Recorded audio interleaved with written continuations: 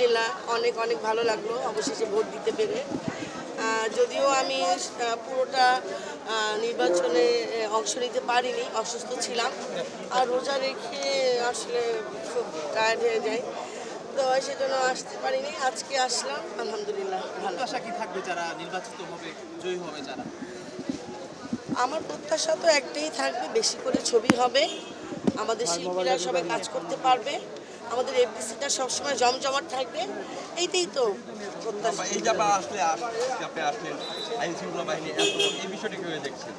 শিল্পীদের নির্বাচনে আমি ওইটাই বললাম যে আসলে এখানে তো আমরা কেউ ক্রিমিনাল না যে আসলে এত প্রশাসন থাকতে হবে। তারপরও এখন আসলে নির্বাচন কমিশনার অফিসাররাই ভালো বলতে পারবে এখনকার কি রুলস, সেই রুলস অনুযায়ী হয়তো বা এটা আসলে ওনারা এনেছে সেটা। তবে প্রশাসন থাকাতে বাড়তি যে একটা ভেজাল থাকে, এই যে আপনারা বাদে আরও অনেক লোকজন বাইরের লোকজনই ভোটার সেজে আইসা হয়তো বা ভোট দেয়, এরকম কোনো হয়তো বা দেখা দিয়েছে, যার কারণে তো এই বাইরের মানুষের এই আনাগোনাটা নেই, প্রশাসন আছে বিধায় এটা হয়েছে। আর প্রশাসন থাকাটা তো আমাদের জন্য আরও বেশি ভালো লাগা কাজ করে, মনে হয় যে ওনারা আছে, আমরা নিরাপত্তা আছে এই।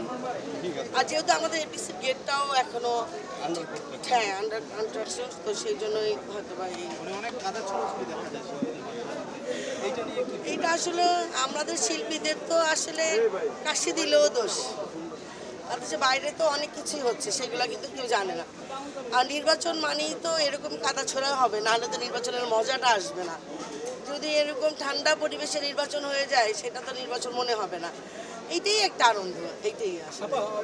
গতবারের নির্বাচনের তুলনায় এবারে কোনো ভিন্নতা পেয়েছে?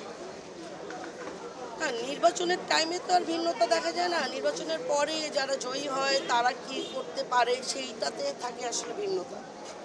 নির্বাচনে তো আর কোনো ভিন্নতা নেই। সব দর্শক জানতে চায় আসলে আপনি এখন কেমন আছেন, আপনি কি করছেন, এটা নিয়ে অনেক আগ্রহ। আলহামদুলিল্লাহ আলহামদুলিল্লাহ, আমি আগে বলেছি এখনো বলি আলহামদুলিল্লাহ, আল্লাহর রহমতে অনেক ভালো আছি।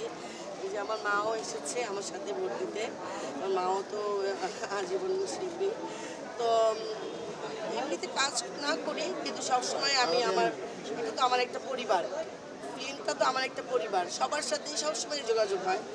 এই সবসময় যোগাযোগ হয় বলেই তো এখনও এই যে আসা যাওয়াটা করি। যখনই কোনো পার্টি টাটি হয়, কোনো অনুষ্ঠান হয়, কোনো মিটিং হয়, সব কিছুতেই আমি অ্যাটেন্ড করি, শুধু কাজটাতে অ্যাটেন্ড করতে পারি না। আসলে যেই হেলদি হয়ে গেছে শারীরিক অবস্থা, যেই এই অনুযায়ী আসলে এখন কাজ করাটা আমার পক্ষে সম্ভব না। দেখি যদি কখনো, জি হ্যাঁ, আমরা হজ করে এসেছি। ঠিক আছে, ওকে। ভালো থাকবেন সবাই।